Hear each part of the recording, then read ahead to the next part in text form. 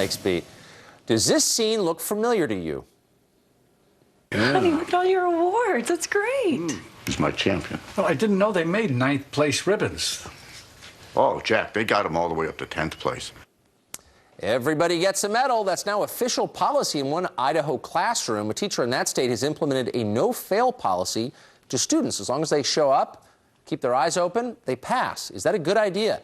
Here for a fair and balanced debate, former Fairfax County School Board member Stuart Gibson and child and adolescent family therapist Darby Cox. Welcome to you both. So, Darby, the lesson of this policy is pretty clear. Mediocre is good enough. As long as you are breathing, you'll succeed. But that's not an attitude that will take you far in life, will it? Well, I don't think that that is exactly the message they're trying to send. If the teacher is trying to create an environment to encourage kids to come and participate and grow, she's trying to establish a learning environment that if you're not the 99, you're not getting a 99, you can go ahead and come and there's a place for you.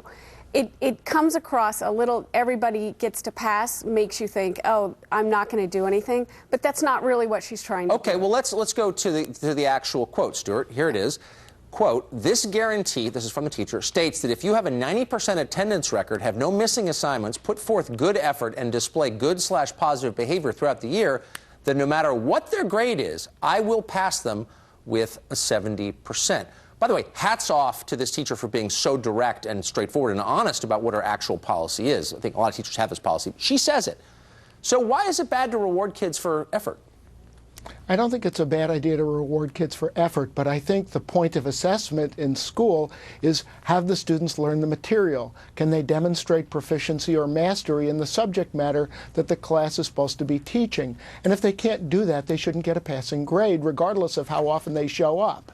Well, I wonder, Darby, it seems to me if this is a good idea, then why not expand it to, say, flight schools or medical schools? You know, as long as a surgeon kind of shows up and has a positive attitude, he ought to get an MD, don't you think? Well, actually, medical school is a school where you start off for your first year and a half, and many of them are pass-fail because they're trying to encourage group learning. It's an apprenticeship. We've learned now that people actually retain better, and children especially, if they are doing a hands-on project or group process, and that's how they learn best. So in medical school, actually, the first year and a half, many places is pass-fail. Okay, well, you just made me not want to go to the doctor. I wonder, Stuart, would you be comfortable flying on a plane if you knew the pilot had gone to a flight school with this policy, where as long as he showed a good attitude, he passed? Well, and that's the problem. We're not talking about pass-fail. We're talking about pass-pass. Even if you fail, you pass. I would be uncomfortable with a student getting a grade that reflected something that they didn't earn. Interesting. And the same thing with pilots and doctors. Yeah, I think the more you know about the actual criteria in higher education, maybe the more fearful you would become. Thanks, both of you, for coming. That was really interesting. Thank you. Thank you.